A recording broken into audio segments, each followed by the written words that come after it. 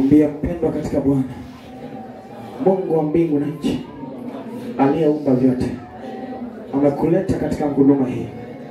Amekuleta hapa mahali pa Goshen, mahali pa makimbilio, si kwa hasara. Amekuleta kwa kusudi maalum la kimbingu. Mungu amekukusudia kwa kusudi lake maalum, kwa ajili ya utukufu wake. Kwa hiyo kuanzia leo uwe tayari kuyatenda mapenzi ya Bwana sawa sawa na apendavyo, kwa jina la Yesu Kristo. Amen. Kuna watu huwa wanaenda tu kanisani, kama desturi fulani. Lakini unapoona unaingia hemani mwa Bwana, kanisani, leo Mungu anakusudi na wewe.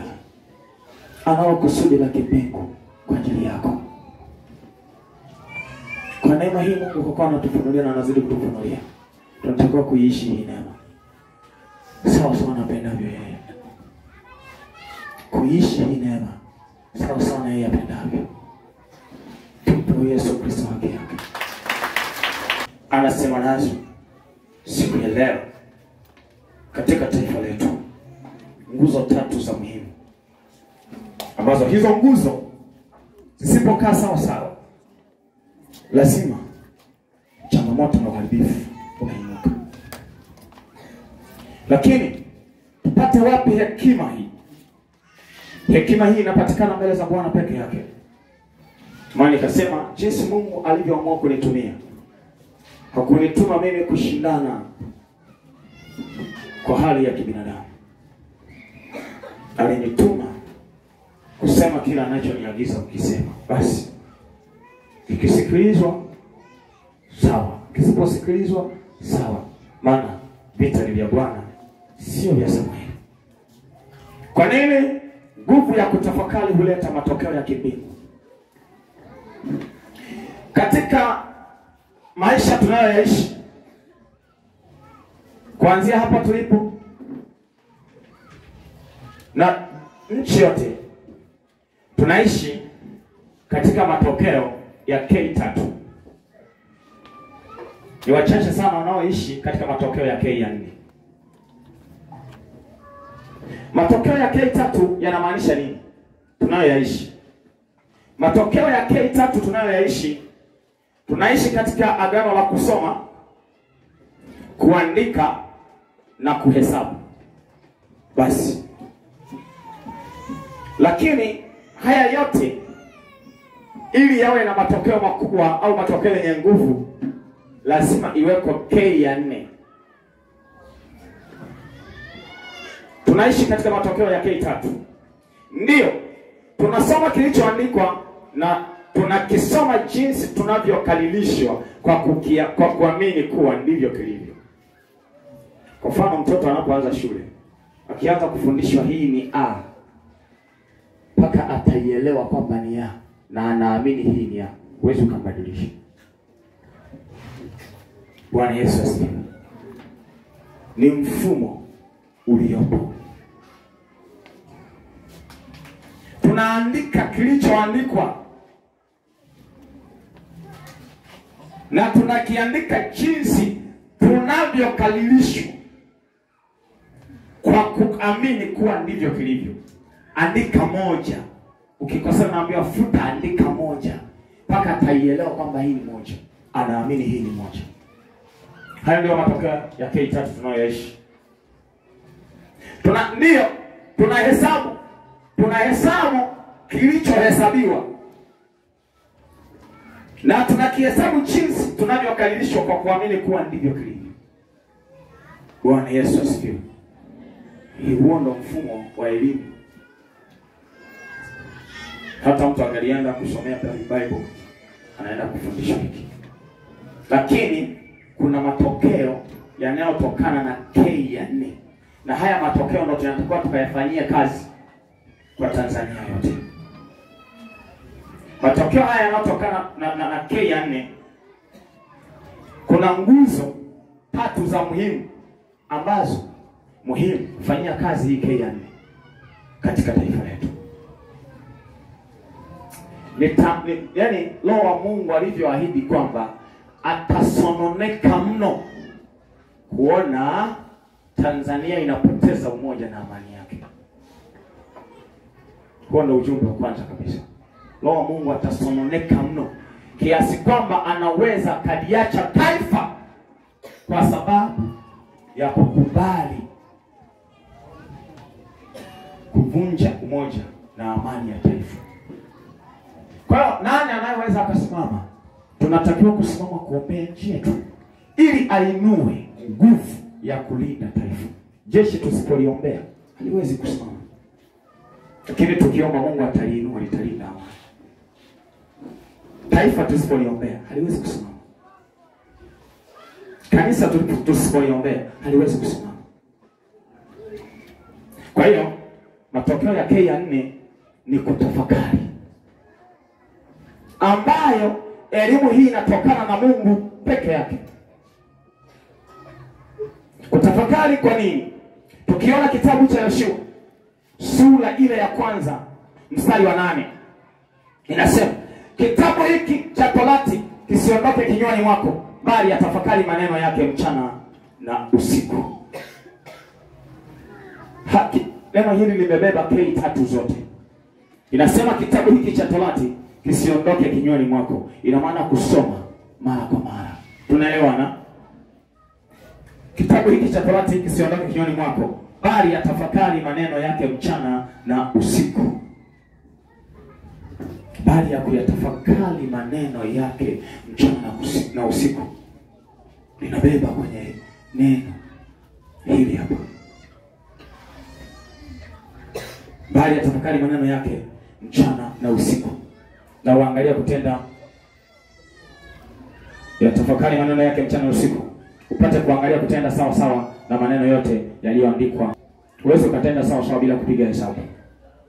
Kwa hiyo kusoma na kuhesabu imebebwa, yote yamebebwa kwenye huu mstari ambao nasema uyatafakari maneno yake mchana na usiku, upate kuangalia kutenda sawa sawa na maneno yote yaliyoandikwa humo. Maana ndipo utakapoifanikisha njia yako, kisha ndipo utakapostawi sana. Lazima tuwe na nguvu ya kutafakari. Hapo ndipo tutafanikisha njia yetu, kufanikisha kwa ajili ya utukufu wa jina la Yesu Kristo. Nguzo ya kwanza ambayo inatakiwa kufanyia kazi haya mambo ya kutafakari sana. Nguzo ya kwanza ni watumishi wa Mungu. Hicho ndicho Mungu alisemesha. Nguzo ya kwanza ni watumishi wa Mungu. Nitafafanua machache kwenye nguzo ya kwanza, naenda nguzo ya pili na nguzo ya tatu. Tunaingia kwenye maombi. Na kuanzia leo unavyonisikiliza mwana Mungu, tuna kazi ya kuombea taifa. Usije ukajiingiza kwenye masuala mengine. Kazi yako simama mbele za Mungu. Siku ya kula, amka nenda kapige kula yako moja. Rudi kwako, kaa nyumbani kwako. Rudi kabisa, kaa nyumbani kwako. Piga kula. Rudi kwako. Chagua unayemtaka wewe na roho yako itakavyokuongoza, ila usije ukathubutu kumkosea Mungu. Wengi wataona ni ushujaa sana, lakini roho wa Mungu atasononeka sana. Nguzo ya kwanza ni watumishi wa Mungu. Watumishi wa Mungu tunatakiwa kutafakari haya. Mimi nitakuwa nataja vitabu. Mtu mwenye kutafakari lazima atafuatilia hicho kitabu ukisoma. Watumishi wa Mungu ni walinzi wa kwanza wa amani, ni wabeba siri za Mungu. Kwa nini? Kwa sababu kabla jambo lolote halijatokea Mungu husema nao. Mungu kabla hajafanya kitu chochote huanza kusema na watumishi wake. Huwa anasema na watumishi wake. Kabla hajafanya jambo lolote huwa anasema na watumishi wake kwanza. Je, Mungu akikusemesha mambo mabaya unayafurahia? Maana anapofunulia lazima usimame kusema naye. Uombe. Wengi tunajua unaweza ukafunuliwa mambo mabaya, wewe ukaanza tu kuyasema yale mabaya yaishi. Lakini kumbe Mungu anaweza akakufunulia mambo mabaya ili uombe, uyapinge yale mabaya. Kwa sababu ya kutokutafakari, asilimia kubwa watumishi wengi wanalani nchi. Lakini yupo Mungu anayeweza kuokoa.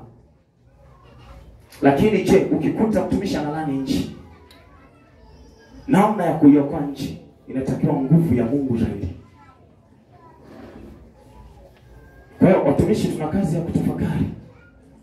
Na wakati tunatafakari hayo, tunasoma kitabu cha Amosi 3:6 na kuendelea. Amosi 3:6, habari ya Mungu hawezi kufanya jambo lolote bila kusema na watumishi wake. Bwana Yesu asifiwe. Kila namna ya ujumbe, iwe ni mbaya ama mzuri, wako na majira yake na wakati wake. Bwana Yesu asifiwe. Tunaweza kupewa ujumbe mbaya au useme, ili anapousema watu watengeneze kama kuna hiki kuna hiki. Mtu anaweza kupewa ujumbe mzuri ili auseme, ili anapousema baraka iendelee kuonekana. Haya ndio maigizo ambayo kwangu ilikuwa ni mzigo mzito. Pia ni waelimishaji wa kwanza wa jamii kupitia neno la Mungu, au ni vioo vya utukufu katika Bwana. Bwana Yesu asifiwe. Ni vioo vya utukufu katika nani? Bwana. Wakati nafunuliwa haya, niliambiwa Tanzania tuangalie tusije tukadaiwa damu. Na Mungu anaweza akaanza na watumishi wa Mungu kuwadai. Maana anasema ataanzia patakatifu pake. Ataanza patakatifu pake kupepeta kwa kisulisuli chake.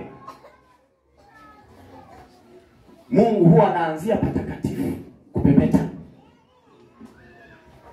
Maelekezo haya. Je, K ya 4 tunaitumia, ambayo ni kutafakari? Sasa mahojiano machache tu hapa. Je, sisi watumishi wa Mungu tumewahi kutafakari kuwa mtu wa kwanza kusababisha amani iwepo au isiwepo ni mtumishi wa Mungu?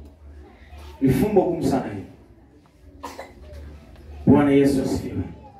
Naweza nikatoa mfano. Kuna kipindi mtandaoni lilienea sana jambo moja kwamba mtumishi mmoja nchi fulani ameambia watu wafunge mpaka wakawa nakufa. Unaelewa? Na maana yule mtu kuna kitu ambacho alikuwa amesema na wale watu, akawaaminisha, wakaamini. Tunaelewana? Sasa bahati mbaya alichowaaminisha hakikuwa cha kimungu.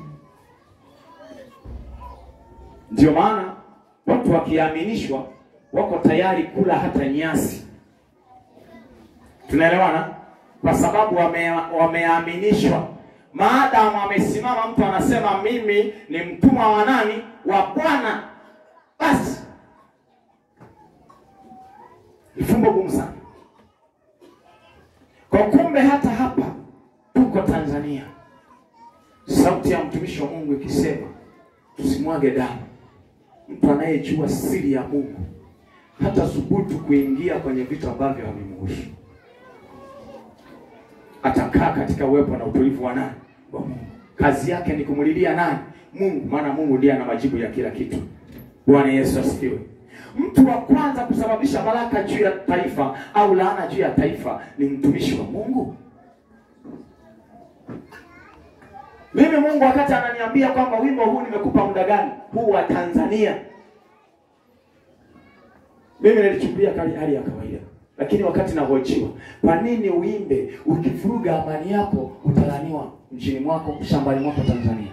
Ukilinda amani yako utabarikiwa mjini mwako, shambani mwako Tanzania. Kwa nini uimbe hivyo? Ndipo Mungu akanidhihirisha kusema kwamba ndani yako nimeweka nguvu ya kubariki, nguvu ya kulani.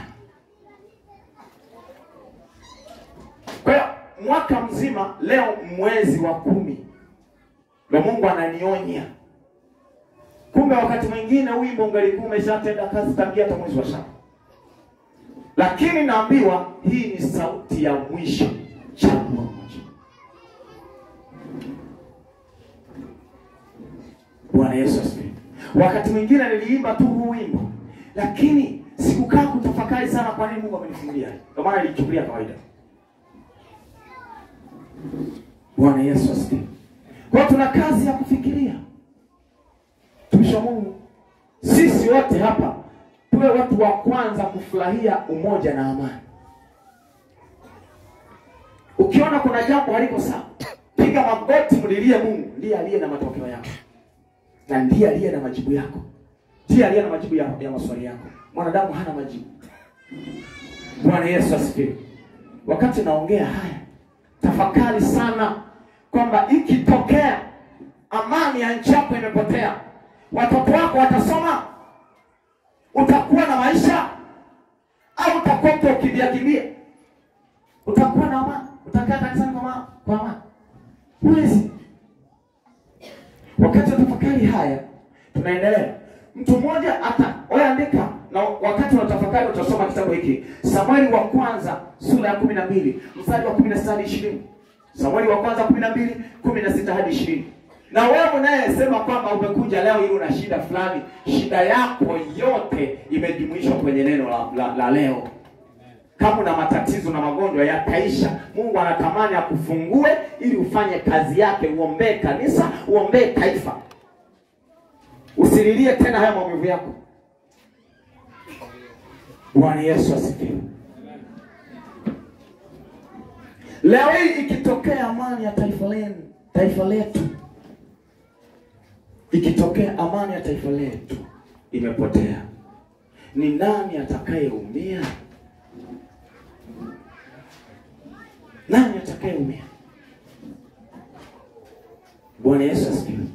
Wakati nasikiliza haya mahojiano kwa ulimwengu wa roho, nikachukuliwa mfano wa historia. Mimi sikuwepo na sikumuona.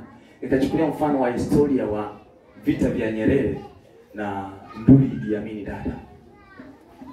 Kaambiwa alipoelemewa Nduli Idi Amin Dada, aliamua kuchukua ndege akatoroka, akawaacha Waganda. Mpaka kurudi Uganda, alirudi akiwa maiti, mfu, akiwa kwenye jeneza. Hayo ni mambo ya kutafakari. Kama mtu unaweza ukakubali kuchochea uharibifu, lakini je, mambo yatakapokuelemea, hao walio nyuma yako watakuweje? Kwa Waganda alipotoroka Nduli walikuwaje? Ni mambo ambayo ni mahojiano makali ya kiroho. Kwa kumbe tuna kazi ya kutafakari bado wa Tanzania. Kanisa la Mungu tuna kazi ya kutafakari haya. Mimi naendelea tu kusema maelezo, maana niliambiwa andika, nikaanza kuandika maelezo ambayo niliyasikiliza kwa Mungu alo, nilipoinuka nikaandika kama nilivyokuwa nayasikiliza. Na kazi yangu ni kuyasema tu niliyopewa kuyaandika. Je, atakayeumia ni Mtanzania maskini au tajiri? Nani atakayeumia? Bwana Yesu asifiwe. Nani ataumia? Ni swala la kutafakari. Kwamba umekubali amani ya nchi yako ipotee. Nani atakayeumia? Na ukikubali amani inapotea mara kwa mara, kuna hatari ya mali yako kutwaliwa na wageni. Kwa sababu wewe utaanza kupigania amani. Kuna wengine watakuja wanakusaidia kuleta amani, ila wanakuja kuchukua kile kilicho cha kwako wanaenda nacho. Bwana Yesu asifiwe. Tuiangalie ni Kongo. Wewe utakuwa nadhani majeshi yote yanayoenda kule wanaenda kusaidia nchi. Wengine wanaenda kwa ajili ya kuchota nafaki. Tanzania kwa wakati huu tusiruhusu chochote kikapita kinyume na mapenzi ya Mungu. Amen.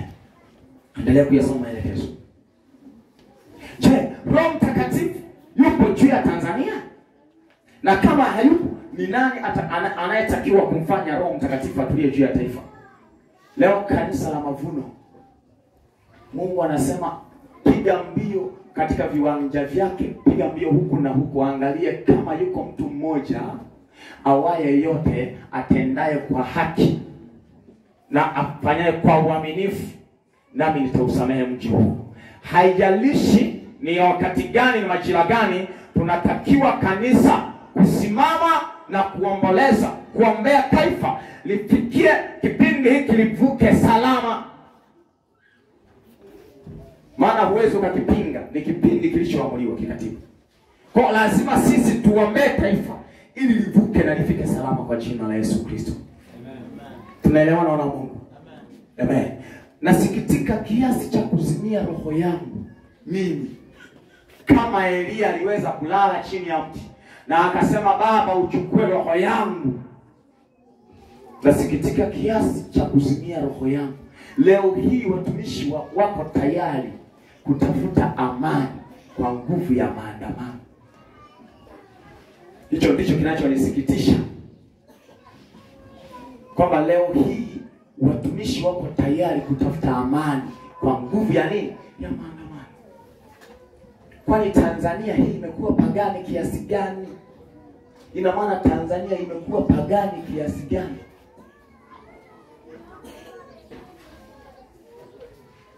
Imekuwa pagani kiasi gani? Hata unayesema Mungu anaweza kila jambo, umeshindwa kumlilia Mungu, ukaingia mwilini. Bwana Yesu asifiwe. Mungu anataka taifa la Tanzania libariki na aliinue. Na wakati maswali haya nayasikiliza, mimi nilikuwa nasikiliza mahojiano, nikaambia mahojiano na watumishi wa Mungu wanataka watafakari haya nayo yasema. Nikasikiliza, kamaliza, nikaingia hatua nyingine na hatua ya tatu. Wakati naweza kusikiliza haya mahojiano ya watumishi wa Mungu, ndipo nikaona Tanzania imezungukwa na moto. Nje Tanzania imezungukwa na moto. Kaambiwa sauti nasi, heri Tanzania ingelilinda amani yake, ikajitahidi kukusanya chakula. Maana miaka iliyoko usoni ni ya hatari. Mataifa yanalia, hayana chakula. Ni moto wa Mungu umewaka kwa mataifa mengi, sio tu. Sasa sisi tukifeli kulinda hiki, tutaanza kukusanya, kutafuta, sijui tunatafuta amani. Njaa itakayokuja, wala tusilalamike, tuseme ni fimbo ya Mungu. Bwana Yesu asifiwe. Bwana Yesu asifiwe. Tukiwa na amani, hata kama ungeliona njaa, mshukuru Mungu. Ni wakati tunapita, ila yako mateso. Niliona mataifa mengi yanayoizunguka Tanzania, moto unawaka. Na nilichoambiwa ni hiki, heri Tanzania mkalinda amani yenu na umoja wenu na mkakusanya chakula.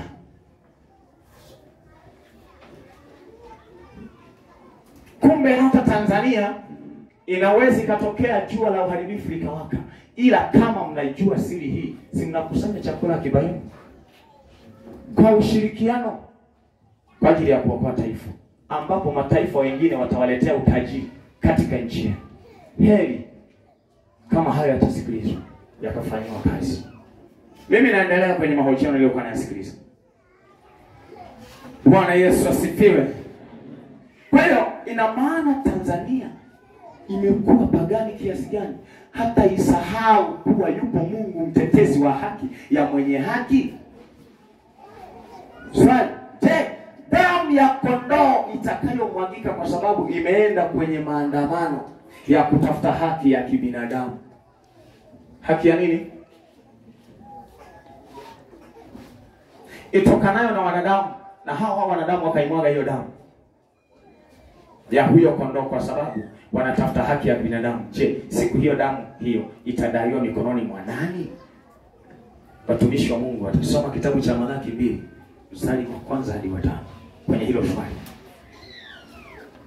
Mimi ni kusoma vifungu tu, maana kwa nasikiliza maelezo na maswali naona kifungu kinakuja mbele yao. Basi ambiwa wasome, kama wanakubali kutafakari watasoma. Je, ni utawala gani utakaosimama bila kuamuliwa na Mungu? Leo anena atahuzunika mno kuona Tanzania au Mtanzania aliyeokoka, anayejua uweza wa Roho Mtakatifu, anayejua siri ya Mungu kwamba hakuna jambo lilo gumu kwake, anaandamana badala ya maombi ama kuombea taifa. Roho wa Bwana atahuzunika na atasikitika kiasi cha kuliacha taifa. Na taifa likiachwa na Roho wa Mungu, ni hatari imeshaingia, maana linaanza kuhudumiwa na roho ya uovu. Mpaka sasa tunataka kutafakari watumishi juu ya Tanzania. Katika anga la Tanzania kuna roho gani imetawala sasa? Nimemaliza kwenye maelekezo ya kwanza. Kazi ni kutafakari. Mbingu isiwe nikizifunga mbingu isiwe mvua. Tena nikiamuru nzige kula nchi, au nikiwapelekea watu wangu tauni. Mungu anajitambulisha kupitia Suleiman. Anajitambulisha kwamba yakitokea mabaya yeye ameyafanya. Neno linalofuata ni nini? Ikiwa watu wangu walioita kwa jina langu, weka kituo kwanza hapo, mshike mkono jirani yako kwanza. Muulize, mpendwa katika Bwana, wewe umeitwa kwa jina la nani? Amesema umeitwa kwa jina la nani? Kwa jina la Yesu Kristo. Kazi ulionao ni hii hapa. Soma kinachofuata. Watajinyenyekesha na kuomba. Kumbe wote walioitwa kwa jina la Bwana, haijalishi ni ndani ya Tanzania ama nje ya Tanzania, Bwana anasema wote walioitwa kwa jina lake wanatakiwa kujinyenyekesha. Na kingine kuomba. Hatua nyingine, kitu cha tatu, na kunitafuta uso wa Bwana. Anasema kunitafuta uso. Kumbe tunatakiwa kujinyenyekesha, kuomba, kutafuta uso wa Bwana. Tuendelee. Na kuziacha njia zote zao mbaya. Basi nitasikia toka mbinguni na kuwasamehe dhambi yao na kuiponya nchi yao. Amen. Hivi ukute mtu unamtukuza Mungu na unasema umeitwa kwa jina la Bwana, halafu uje uniambie adui naye mtu usimwachie Mungu, sasa inabidi nipambane. Si unafanana na yule mpumbavu aliyekufa kwa kipindi kile. Anasema Yesu namweka, anatoka kanisani afa akakotokea ugomvi na jamaa. Akasema alikuwa na Biblia, akasema hebu Yesu ngoja nimweke pembeni, wewe unanizalao, ngoja nikunyoshe. Akamweka msaidizi wake, yani akajivua kutoka kwenye utu wa kimungu, akavaa ushetani kwamba gombani. Tayari akaangamia yeye, alipigwa ngumi moja tu akafa. Kwa Watanzania wote na dunia yote isikie, kama tunahakikisha na tunaamini tunaitwa kwa jina la Bwana, kazi tulio nayo, moja ni kujinyenyekesha, mbili ni kuomba, tatu ni kutafuta uso wa Bwana, nne ni kuziacha njia zetu mbaya. Yeye anasema tukiyafanya haya mambo manne, atasikia toka mbinguni na kutusamehe dhambi yetu na kuiponya nchi yetu. Mwenye kusababisha nchi samehewe hata kama ina maovu kiasi gani ni wewe na mimi. Tunaomba, tunaoshuka na kunyenyekea. Kila mtu anayeshuka mbele za Bwana, anayemwita Bwana, kazi aliyonayo ni hii. Usipofanya hivyo utadaiwa. Unadaiwa nini?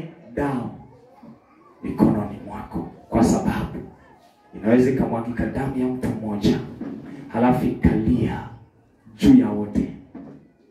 Mungu atakuuliza, uliomba? Ni heri damu ikamwagika ya mtu mmoja ila umeomba, hauna hatia. Ili kimwagika damu ya mtu mmoja haujaomba, ujue una hatia. Huo ndio ukweli kwa kanisa. Tusije tukachukulia mambo kawaida. Kumbe tuna kazi ya kuombea taifa la Mungu. Bwana Yesu asifiwe. Tuendelee. Naomba nisome mambo ya Lawi sura ya 10 mstari wa 6. Lawi 10:6. Tendalaka Lawi 10:6. Tukaingia kwa maombi. Muda wetu ni mzuri, Mungu amesaidia sana. Lawi 10:6 inasema. Lawi 10:6 ndio. Kisha Musa akamwambia Haruni. na wanawe Eleazari na Isamari. Msiache wazi nywele za vichwa. Vichwani mwenu. Wala msiyalalue mavuno yenu. Ili kwamba msife. Tena asiukasirikie mkutano wote. Lakini ndugu zenu nyumba yote ya Israeli na waomboleze kwa ajili ya hicho kilichomo alichowasha Bwana Yesu asifiwe. Kwani kwa anga letu hili, mchukulie tu anga letu hili la Geita, huwa ni kawaida kufika majira haya watu hawapalilii palizi kama wako kwenye kilimo mashariki? Huwa ni kawaida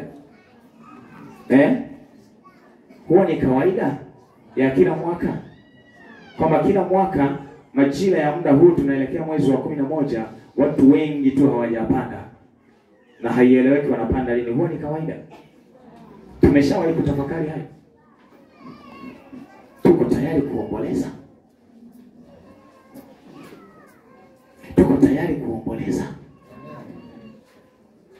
Kwa ajili ya taifa tuomboleze. Maana ishara tunaziona hata sasa kwamba huo sio kawaida. Ila tutakuta tumekubali, tunafunga ufahamu, tunasema majira ya uchaguzi haya mvua basi zinagoma. Kumbe inatakiwa mvua inyeshe, huo uchaguzi wa neema. Bwana Yesu asifiwe. Ukipiga hesabu tu kwa kuangalia hayo unasema sina budi kushuka na kunyenyekea na kuomboleza kwa ajili ya nchi yangu. Sina budi kuomba. Taomba. Mimi kazi ndio pewa ni maelekezo tu. Amen. Tuone kitabu cha Matendo ya Mitume sura ile ya 2 mstari wa 38. Vitabu nimesoma kabisa vyote. Bakiza kitabu kimoja cha Matendo tena. Matendo ya Mitume sura ya 2:38 nasema. Ndio. Petro akawaambia, tubuni mkabatizwe. Kila mmoja kwa jina lake Yesu. Kristo. Mpate ondoleo la dhambi zenu. Nanyi mtapokea kipawa. Cha Roho Mtakatifu. Petro akamwambia, tubuni mkabatizwe kila mmoja kwa jina lake Yesu Kristo, mpate ondoleo la dhambi zenu, nanyi mtapokea kipawa cha Roho Mtakatifu. Mioyo yetu ibatizwe sasa na Bwana, ili taifa likapokea kipawa cha Roho Mtakatifu. Msoma mstari unaofuata. 39 nasema, kwa kuwa ahadi hii ni kwa ajili yenu. Na kwa watoto wenu. Na kwa watu wote. Walio mbali. Na kwa wote.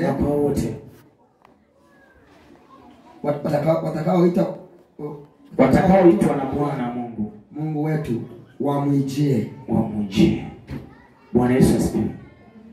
Hata amani ya nchi yetu ni kwa ajili yetu na kwa wote na kwa watoto wetu. Tumeelewana? Biblia inasema baba mwema huachia urithi watoto wa watoto wake. Tunaelewana?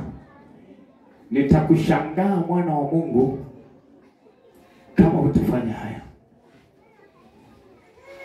Kumbe ili tuonekane Tanzania taifa, sisi baadaye, baada ya miaka 50, baada ya miaka 70, baada ya miaka 60, baada ya miaka 100 mbele, tuonekane kwenye agano la Mungu, lazima tuhakikishe tunaacha urithi mwema kwa watoto wetu. Nyerere hata kama alikuwa na aina gani, kwa sababu ya watu kusema baba wa taifa alitupigania akatutoa kwenye ukoloni, hiyo sauti inamuombea. Mungu hawezi akaruhusu aende jehanamu kwa sababu ya kile alichokitenda.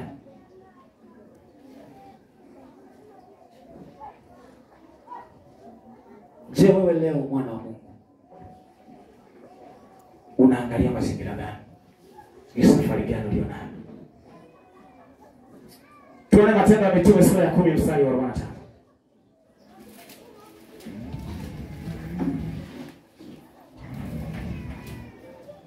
Nimi kazi yangu ni kusoma hayo. Kazi kubwa ni kutafakari. Matendo ya Mitume 10:45 anasema. Ndio. Na wale waliotahiriwa, walioamini wakashangaa watu wote waliokuja pamoja na Petro, kwa sababu mataifa nao wamemwagiwa kipawa cha Roho Mtakatifu. Mstari wote tumeusoma, ile tutarudi mstari ule wa 44 na 45. Kwani tunaanzia huko? Hapa inaashiria kwamba Petro alitumiwa na Mungu kwenda kusababisha watu wamwagiwe kipawa cha Roho Mtakatifu. Kumbe hata hapa Mungu anaweza kututumia taifa likamwagiwa kipawa cha Roho Mtakatifu likakaa katika amani yake.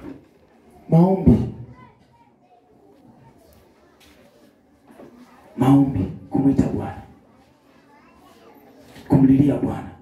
Mstari wa 44 nimesema Petro alipokuwa akisema maneno hayo, Roho Mtakatifu akawashukia wote waliosikia lile neno. Ndio nataka nikaangalia hapa. Wakati nasema maneno haya, Roho Mtakatifu ndani yako amekushukia. Wakati unalisikia hili neno kwa habari ya nguzo 3, ndani yako kuna badiliko umeliona, ndani yako kuna maombolezo unayaona, ndani yako kuna kweli, ila ni kweli niombee taifa langu. Roho Mtakatifu amekuja kukukumbusha, au ndio unasema mchungaji sasa sijajua ndani yako nini kimeshuka? Ukitaka jambo jema, jinyenyekeshe mbele za Bwana. Omba, tafuta uso wa Bwana. Acha njia mbaya. Petro alipokuwa akisema maneno hayo, Roho Mtakatifu aliwashukia wote waliosikia lile neno. Na wale waliotahiriwa, walioamini wakashangaa watu wote waliokuja pamoja na Petro, kwa sababu mataifa nao wamemwagiwa kipawa cha Roho Mtakatifu. Naomba tusimame.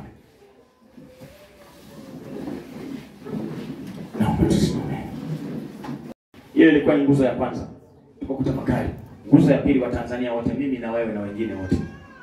Wa Tanzania, hii nchi ni nchi yetu sisi wenyewe. Tunayo maamuzi ya kuijenga au kuibomoa sisi wenyewe. Bwana Yesu asifiwe. Narudia tena. Nguzo ya pili, wa Tanzania, ambacho maelekezo ndio yasikiliza. Wa Tanzania, hii nchi ni nchi yetu sisi wenyewe. Tunayo maamuzi ya kuijenga au kuibomoa sisi wenyewe. Ni lazima tutafakari kabla ya kuchukua maamuzi yoyote. Kila mmoja tafakari hili. Kuna faida gani kujenga? Pia kuna faida gani kubomoa? Kuna hasara gani kujenga? Pia kuna hasara gani kubomoa? Ukiona umetafakari haya, utayachukua maamuzi kwamba kumbe tarehe 25 natakiwa niinuke nikapige kula yangu nirudi kama kuhani alivyosema. Au tarehe 25 natakiwa niinuke nikalale barabarani. Ukitafakari, maana utayapata maji katika nguvu ya nini? Ya kutafakari. Usije ukafanya kitu bila kutafakari.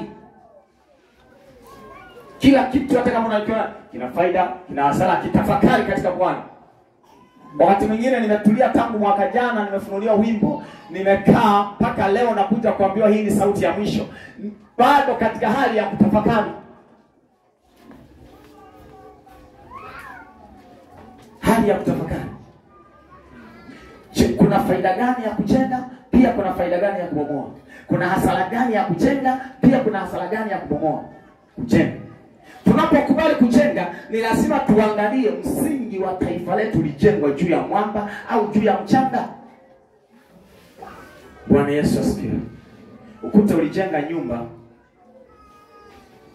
msingi wa tofali, Halafu ikaja wazo la kujenga ghorofa. Utaunganisha kweli? Unangoa ile slope unaunganisha. Kwa tunatakiwa tutafakari sasa. Tukiamua kujenga tunajenga. Na maana siku ya tarehe 10 haitakuwa na maruweruwe. Tarehe 29 haitakuwa na maruweruwe kama tutatafakari haya kabla ya muda huo kufika. Mtu ataamua na kujenga kwako au kubomoa kwako ni kula yako wewe mwenyewe unayo mkononi mwako.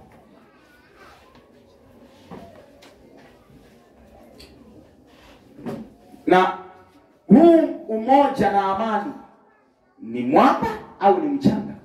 Maana taifa letu limejengwa kwenye msingi wa umoja na amani. Je, huu umoja na amani ni mwamba au ni mchanga?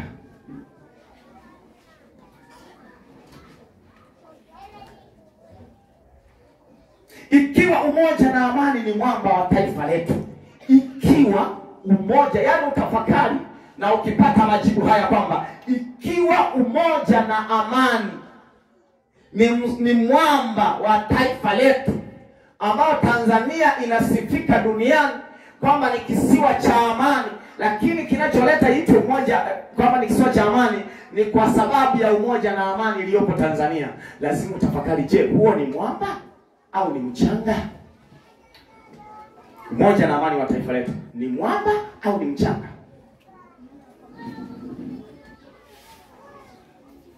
Naendelea kusoma kila ambacho mimi nilielekezwa.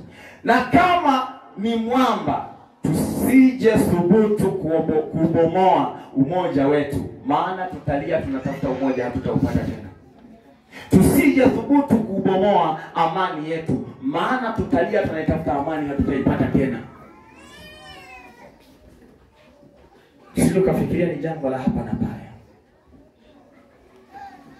Nafikiria sana, baba wa taifa aliwezaje kututoa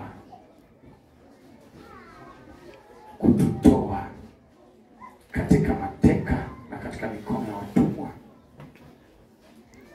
Naamini na ninajua hivi, ni rahisi sana kubomoa, lakini ni kazi ngumu kujenga. Nani anaweza akaniunga mkono kwenye hilo? Nani anaweza kaniunga mkono kwenye hilo? Narudia tena.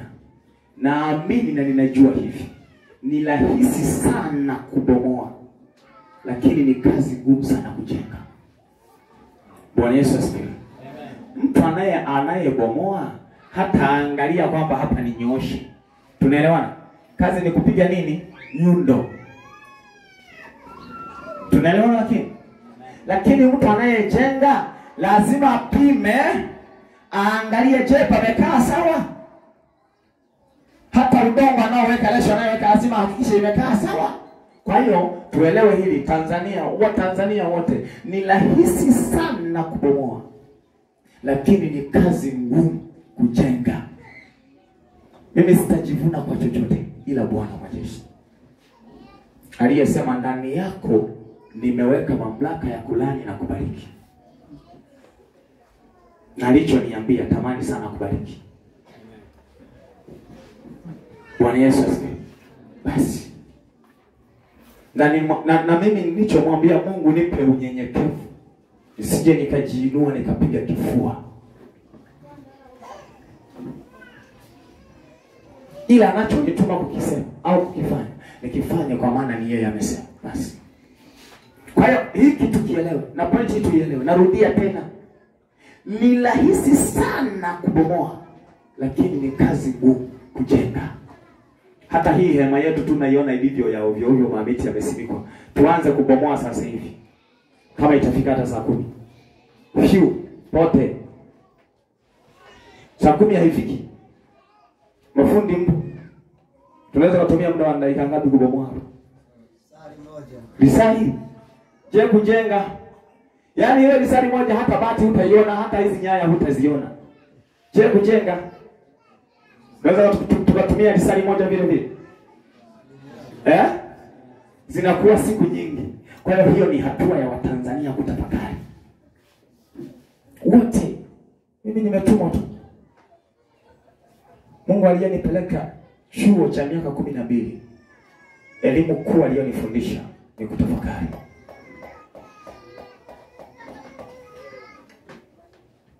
Ni kutafakari. Ukijifunza kutafakari katika kila jambo, utaona matendo ya Mungu. Ukitafakari. Ndio maana naoga na nasema unaweza ukatafakari hata mtu amekukosea unamsamehe. Kwa sababu umetafakari kwa nini amenikosea. Wakati wa kutafakari utajua huyu amenikosea kwa sababu alikuwa hajui kama analikosea. Unasamehe. Ila kama mtu atafakari, akikanyaga tu hivi kofi, kumbe aliyemkanyaga alikuwa haoni. Kwani sana watu wanasafiri, mmoja amekanyagwa tu akanyagwa hasemi. Bwana Yesu asifiwe. Alipokuja kuona yule pole. Bwana Yesu asifiwe. Ina maana pale ulikuwa hunioni. Kumbe ni bahati mbaya. Angelitafakari ile mtu wala wasingeligombana. Bwana Yesu asifiwe. Au amekanyagwa kwa sababu ya mbanana walivyokuwa wamesimama. Kinacholeta matokeo mazuri ni kutafakari. Matokeo yake mbingu yanatokana na kutafakari. Amen. Inaendelea. Kwa hiyo ni rahisi sana kubomoa, lakini ni kazi ngumu sana kujenga. Kazi ya kuokoa na kazi ya kuboresha, ipi kazi ngumu? Kama baba wa taifa alileta umoja na amani, je, sisi tushindwe kuboresha kwa umoja na amani? Wa Tanzania tukiondoa matukano. Hii ndio sauti ya mwisho kwenye maelekezo ya Tanzania. Wa Tanzania tukiondoa matukano, tukaondoa hukumu, yani kuhukumiana ovyo ovyo, tukaondoa manunguniko yaletao maangamizo. Tukamwomba Mungu pekee aonaye mateso ya watu wake, asikilizaye kilio cha watu wake, ajuaye maumivu ya watu wake, ashukaye na kuokoa. Tutasoma kitabu cha Kutoka sura ya 3 mstari wa 6 hadi wa 9. Kwa hiyo ni tafakari pamoja na mchungaji Samuel. Tutasoma hicho kitabu. Mimi kazi yangu ni kutoa maelekezo, ni kumulika. Basi kama Mungu alivyoniambia mulika hiki. Watakaoona umemulika vyema watafuata. Watakaoona vibaya basi waache kufuata. Tukiyatoa hayo yote, tukamlilia Mungu pekee. Afanyaye hayo yote ndiyo yasema. Umoja wetu, amani yetu itakuwa ni utambulisho wa milele kwa taifa letu. Utambulisho wa nini? Wa milele kwa taifa letu. Nguzo ya pili maelekezo yake yakakomea hapo. Nikaambiwa tena sikiliza maelekezo ya nguzo ya 3. Chombo cha dola. Bwana Yesu asifiwe. Chombo cha nini? Cha dola. Mtu akiambiwa kwamba anasikia chombo cha dola anasema hapana, sio vita, sio fitina, ni rafiki. Kwamba chombo cha dola ni rafiki na wewe Tanzania. Ndivyo kilivyoumbwa. Ila kwa kuwa ni rafiki pamoja na wewe, kina kazi kubwa mno. Na ndio maana maelekezo yake ni ya mwisho. Chombo cha dola kina kazi kubwa ya kuhakikisha kuna usalama wa kutosha ndani ya dola na nje ya dola. Chombo cha dola kina kazi kubwa ya kuhakikisha kuna usalama wa kutosha ndani ya dola na nje ya dola. Na ili kiwe na nguvu lazima kipate ushirikiano wa kutosha ndani ya dola. Bwana Yesu asifiwe. Kwa mfano ukikuta vita vimeanza ndani, baba na mama wakashindwa kuelewana, wakatokea kwa watoto. Wakashindwa kuelewana, wakatokea nje. Uharibifu umeanzia wapi? Ndani. Kazi yake ni hiyo. Ushirikiano wa kutosha ni wewe. Ndio maana unaweza kuona na SMS ukiona masuala ya rushwa, piga namba hii. Kinataka ushirikiano wako. Tunaelewana? Ni namna tu ya kutumia kile chombo. Basi. Mimi kazi yangu nimepewa kutoa maelekezo tu. Na haya nayo yasema kazi kubwa tulionao ni kutafakari. Niendelee. Kwa hiyo chombo cha dola lazima kitafakari. Kwenye neno kutafakari tu nilivyoambiwa, lazima kitafakari. Kitafakari nini? Je, kuna usalama wa kutosha ndani ya dola? Je, kuna usalama wa kutosha nje ya dola? Je, kuna ushirikiano wa kutosha ndani ya dola? Je, kuna ushirikiano wa kutosha au ushirikiano wa kweli nje ya dola? Hayo ndio ya kutafakari chombo hiki. Na hakikisha haya yapo. Na kinatafakari tena na hili, je, hakuna umimi, usisi wao ndani ya dola? Hayo tu. Ndio yasikiliza kwenye eneo hilo. Kitoka hicho kinafuata nini? Katika kutafakari hayo, chombo cha dola lazima kiinuke kwa nguvu zake zote ili kulinda umoja na amani ya taifa. Lazima kiinuke kwa nguvu zake zote ili kulinda umoja na amani ya taifa. Basi Bwana Yesu asifiwe. Niulize swali moja ambalo mimi tangu nimepokea haya maono linanitatiza. Ibalizie haya maelezo kwanza. Kwenye kitabu ni Mwanzo 49:19. Kulingana na maswali yaliyosikiliza niliona tu kitabu kimoja cha Mwanzo 49:19. Basi eleweni daima, nguzo hizi tatu zikipalangana hakuna taifa. Zikipalangana tu nguzo hizi hakuna taifa. Ndio utakuta kuna udini, kuna ukabila, si kuna unini ndani vinaendelea. Kwa sababu hivi vyombo vimepalangana, haviko sawa, havitembei sawa. Hayo yote ni ya kutafakari sisi sote sasa, na kutengeneza msingi sawa na Mungu anavyotaka. Swali ambalo mimi bado limeniumiza kichwa na bado nimetafakari na kujiuliza ni hili: kama haya yote maelekezo niliyoyasema na Mungu aliyesema haya kwamba sema haya tusipoyafanyia kazi, hivi tunafikiria au tunadhani? Yaani swali ambalo mimi lakini ufahamu wa kawaida kabisa. Yaani nauliza katika hali ya ufahamu wa kawaida, na sisemi kwamba Bwana amesema kwa hili. Nauliza mimi sasa kulingana na maelekezo niliyopokea. Je, hivi kwenye hatua ya kwamba watu wamekubali sawa, wamekubali katika hali ya kutafuta haki yenu kwa nguvu za maandamano, hawa nao wanainuka kuzuia, wanataka amani tulie. Hawa nao wanainuka wanataka kitu wanachokitaka wao. Tunaelewana? Hivi unadhani hata kama ungeliniambia ni maandamano ya amani, hakuna atakayepigwa hata kofi? Tujibu Bwana Mungu, hakuna atakayepigwa hata kofi? Au wewe unayeamka unasema sina silaha, sina jiwe, sina panga, ndio, lakini hakuna atakayepaza sauti akatukana? Hayo bado ni ya amani? Unajua, wakati naulizwa haya maswali, nimetoka katika hali ya kusikiliza maelekezo haya, nikaja hili swali la ufahamu wa kawaida kabisa.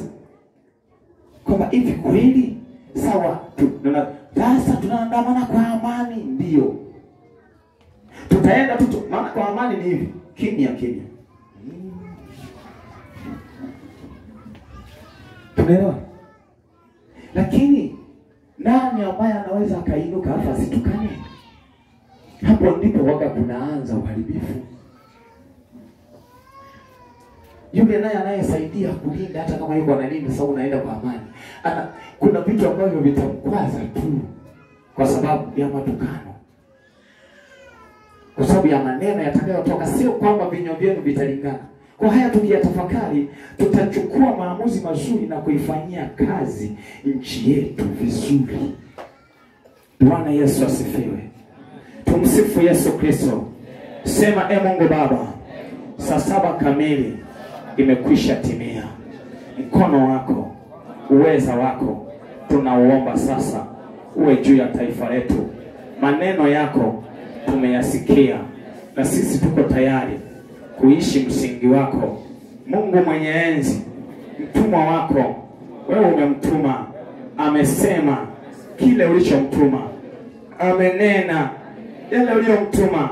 Tunaomba neema, kila mtu atakayesikiliza ujumbe huu au sikilize kiroho au tafakari kiroho au tafakari kiroho. Mungu mwenye uweza, tunaomba nguvu zako zizihirishwe nawe katika taifa letu, katika jina la Yesu Kristo. Amen. Nilianza kwa kusoma neno na hitimisha kwa kusoma neno. Tunaenda kuingia kwenye maombi ya kuombea taifa. Mimi sina mengi. Tunaelewana? Zaidi ya hapo sina mengi, nimemaliza. Nilianza kwa kusoma neno, tunahitimisha kwa kusoma neno. Neno la Mungu katika Mithali 11 mstari wa 18. Biblia inasema, pasipo mashauri taifa huanguka. Huo ndo mstari wa kuhitimishia. Nafunga hapo. Pasipo mashauri taifa huanguka, bali kwa wingi wa washauri huja wokovu. Pasipo mashauri taifa huanguka, bali kwa wingi wa washauri huja wokovu. Mungu aliniambia hii ni sauti ya mwisho. Bwana Yesu asifiwe. Mimi nimetumwa kusema na wewe Tanzania na nguzo tatu zote, kutafakari.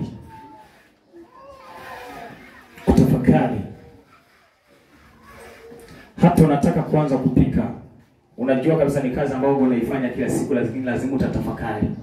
Leo ninapika nini? Ninaungaje? Ninahemea nini? Lazima tutatafakari.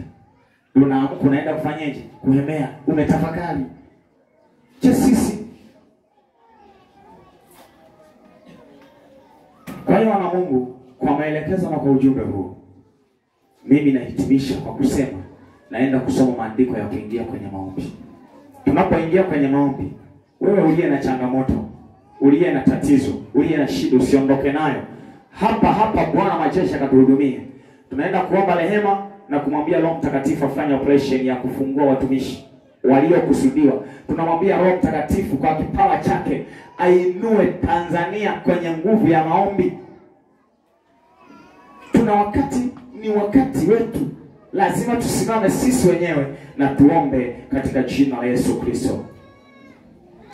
Maana zaidi ya hayo yote, Mungu anataka mtu mmoja tu atendaye kwa haki, atafutaye uaminifu. Yaani mtu awaye yote atendaye kwa haki, atafutaye uaminifu, ili ausamehe mchi.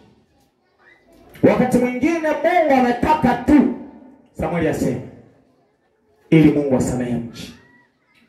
Na kwa ishara Mungu ambazo ameanza nazo kusema na mimi, nimeona heri